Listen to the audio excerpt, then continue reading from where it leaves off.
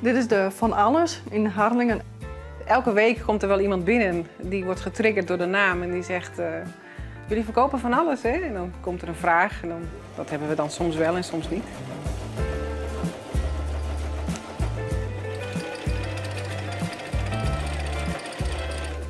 Wat bestond mooi zien? Ik ben een schelkommeidje. Voor in de winkel om te verkopen. En waar maak je die nou van? Van een spiekerbroek. Van oude spiekerbroeken maak ik die. Goedemiddag. Goedemiddag, dames. Hey. Nou, die maar. Ja, deze maar. Prima. Leuke Ja.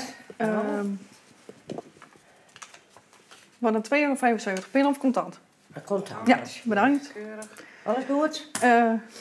Even nadenken. Ja, Die. contant. De mensen die hier werken, dat zijn mensen met een lichtverstandelijke beperking. En in Harlingen hebben we een creatieve ruimte erbij. En daar werken de cliënten gewoon mee in de winkel. En dat behelst schoonmaken, neerzetten, netjes maken, spulletjes uitpakken, spulletjes inpakken, klanten helpen, de boel schoonhouden. Dus alles wat je in een winkel doet. Nou, dan zijn dit de bandjes en dan is dit, denk ik... Ja, die van hierboven. Je bent gewoon 1 op 1 of 1 op 2 en we maken er altijd weer een hele leuke dag van. En daar draait het om, dat je een leuke dagbesteding biedt en hebt. Ja.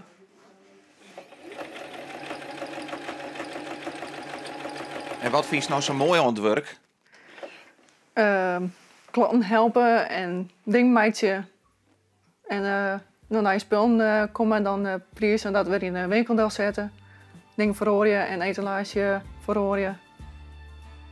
Dat vind ik wel heel leuk om te doen.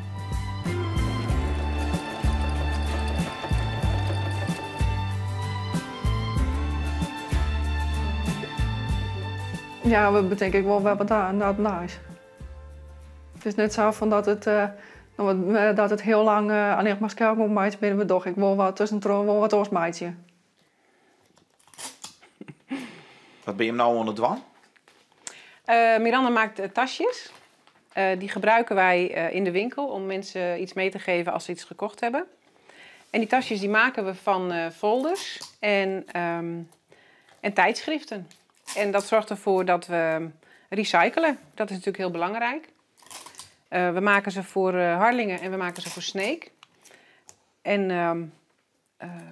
we moeten altijd wel even checken aan de voorkant. Want tegenwoordig staan er ook wel eens dingen die zijn niet helemaal... die zijn behoorlijk 18 plus. Dus daar letten we altijd wel een beetje op. Want dat kun je natuurlijk niet achter de toonbank leggen. Nee. Maar in principe gebruiken we daar de folders voor. Van, nou ja, ik zal het merk niet noemen, maar... dat worden dan dus deze tasjes. Dan plakken we daar nog een sticker op van Harlingen of Sneek. Het is maar net, ja, hier dan toevallig Harlingen. En die zijn lekker stevig en er kan van alles in. En mensen reageren er altijd heel erg leuk op.